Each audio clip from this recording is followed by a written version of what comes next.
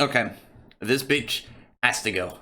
There's no there's no niceness in the way that I'm going to demonstrate and talk about this chapter. But let's be real for a second. Let's be a little bit serious. And there's obvious reasons people like Reze. She's got a nice design. She's got some nice chemistry with Denji.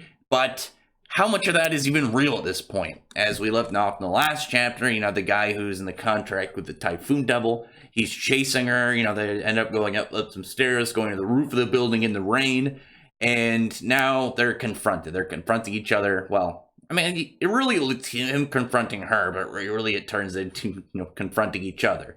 But the guy, he's talking about he's just kind of weird. He's like referring to her as cheese because he wants to use her. He's talking about like a mousetrap. He wants to use her as something to lure out the rat, and obviously he's referring to Denji. He's trying to do some spooky trap guy stuff, and here he is, obviously a deranged killer, knows how to work with people, knows how to really kind of mess with their head. And here he is saying like he's gonna like peel off her skin. He's going to he's gonna gouge out her eyes, and then he's going to bring her before Denji and be like she's still alive. So at this point, you need to do what I have to say. The thing though with Denji, I feel like he would just get pissed off at that point. I feel like that's when he pulls the cord and he goes full chainsaw, because I don't think he would really be like, well, they're saving her. I feel like he'd be like, well, she's too far gone. There's nothing I can really do about it other than kill this guy. But when he goes up and he gets ready to, start doing his thing, here's Reze. She's like screaming and then jumps right on top of him, spins around him, gets him in some like headlock, leg lock thing, and then just chokes him out. And the thing that made it even weirder is while it's happening, she starts singing to him in Russian. And I remember this because it was one of those really weird moments early on, is when Makima is talking to those, I don't remember if they're board of directors, some higher ups within the Devil Hunters, is they're talking about the Soviet Warhawks and how their military is starting to use devils. So I'm wondering if she's either, some military trained spec op, is she, the same thing as like Denji and the katana, user, where she's like some hybrid between humans and devils. Is she a fiend? Is she just straight a devil? Is she just, some really powerful fighter with a contract with the devil? It's very curious over this. There's the fact that, while she's doing this, you have the Typhoon Devil, like, afterwards recognize who she was, and they're talking. So they have to know each other to some degree, and there's obviously the question of, like, to what degree. The fact that she's singing in Russian makes me think of that whole Soviet Warhawk thing. It makes me wonder, like, is the Gun Devil, like, in charge of Russia? Is there, like, some alliance between them? Like, what would be the point of having her sing in Russian and have, like, stuff established about, like, Russia's position in the world right now within the story? And them not connected. I guess maybe she's like a former member, possibly, of those like Russian Warhawks. I don't know. That whole thing is very, is very intriguing. And she's talking to like the Typhoon Devil, and when he's like, "Oh yeah, sorry, I didn't know you were here," and she's like, "Yeah, I figured it was, it was you because of the storm, and clean up this dude's body, and I'm gonna go back to doing what I was doing." And here's Denji. And he's just kind of like wondering where she is. She just pops back in, and next thing you know, we're there at the festival. They're having fun. They're just doing their thing, having a good time. And in the last couple pages, she's talking about how, she's like, listen, I don't really like what you're doing. You're in a really dangerous kind of like profession where you shouldn't have to be in this horrible position every single day fighting all these devils, forcing yourself to really be in that. They're not even letting you go to school or let you get educated. You should have something like fun in your life, something kind of like more normal.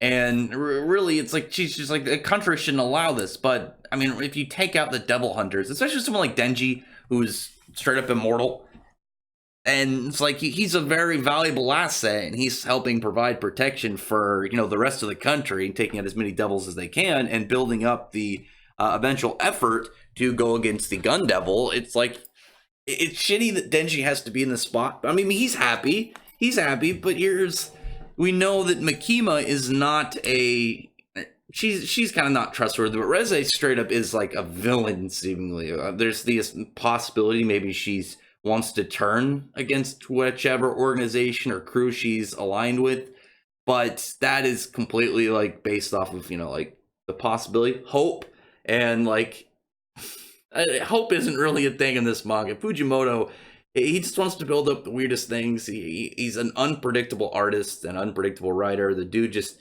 he does not let any form of like expectations or shonen kind of like ideas to really dictate what he's doing. And that's the thing that makes Chainsaw Man really fun, but also really painful because you can't really get a guess on what's going to happen. There was the obvious theories that Reze wasn't just some normal girl, but then after last chapter, it was like, okay, maybe she is. But there were suspicions were still there. I don't think anyone saw like weird connections to Russia and like an apparent like assassin kind of character within it. I don't know. I feel like her position, it was kind of a little bit too good to be true, and I think people were able to kind of like get the idea for that. But like even the events that led between like her introduction and then this reveal were very very weird in of itself. But here she wants to try and get Denji to quit the Devil Hunters or run away with her. So the thing about that though is with a normal Devil Hunter, you could probably quit and it would it's a job. With Denji though, if he quits given his devil powers, then he's gonna get on a hunt list and he's gonna end up eventually getting killed himself. I'm hoping Denji realizes that and doesn't fall for this, because like this in a normal situation, if you were like some you were some devil hunter and you had this pretty attractive girl wanting you to quit and get away from this dangerous life, you have something actually to look forward to in life. Because with the devil hunters, I imagine like it's a profession like with Aki, where he doesn't care about like he doesn't care about the happiness in his life. He doesn't want to get some like storybook ending happy life. He wants to kill the gun devil. He wants to get revenge for his family and everybody that's been killed from it. Every single innocent person to every single devil hunter that's died within the the lines of fighting these devils. He doesn't want his whole journey to really just kind of be plopped out and take the easy road out and be a happier life. Denji likes the happier life. He likes whichever, is more enjoyable for him. So this is a line that is possible for, a decision of his, but at the same time, I'm hoping he realizes that the Devil Hunters wouldn't allow it. I mean, Makima especially wouldn't allow it, because she, like, seems to have range over all of Japan, like, the full extent of whatever her contract is. I mean, does she really think that... I mean, she probably doesn't... Well, no, she would have to know about Makima, because Makima seems to be like that, like, super character that you need to know about before getting involved. Kind of like, Jujutsu Kaisen has someone like Satoru, or maybe he's not like... I mean, he's not, like, world-renowned outside of the curse users, but, I mean, I'm thinking of, like, someone like, like All Might from My Hero. It's like, yeah, everybody knows who he is, because he was, like, world famous. But, you had someone like... You had someone like Satoru, who's more, he's famous within the curse users, but then you have, like, the Devil Hunters. They have to know, similar to, like, that level. They have to know who Makima is. She seems to be a pretty big deal. And her contract, though they don't know what it is, maybe there's somebody that does, but we don't know. What we do know, and what we know, that these members of, like, the Gun Devil's crew that was, hanging out with the Katana Devil, they knew that her range was over Japan, so there's no way that Reze wouldn't know. I'm curious to know if she has any plan to deal with Makima, if Makima ends up getting involved in this. Because as far as she knows right now, Denji's out just, enjoying life. Does she know that he's doing anything like this? She might have an eye on him right now. Because, we just had, like, a whole debacle where they were attacked and the Gun Devil was after Denji. She's probably got surveillance on him. Like, B might be, like, watching somewhere nearby. So, this whole situation, I'm curious to know what Denji's decision is going to be. I'm hoping he's smart enough to know that if he ends up trying to turn and run away from the Devil Hunters, then he's going to get hunted. Beam being there, again, him following suit is, makes sense. We know that he's supposed to have somebody with him from the, the organization. And we know that he can, Beam specifically can be hidden without being seen, being able to go intangible in the ground. Denji, though, I don't know.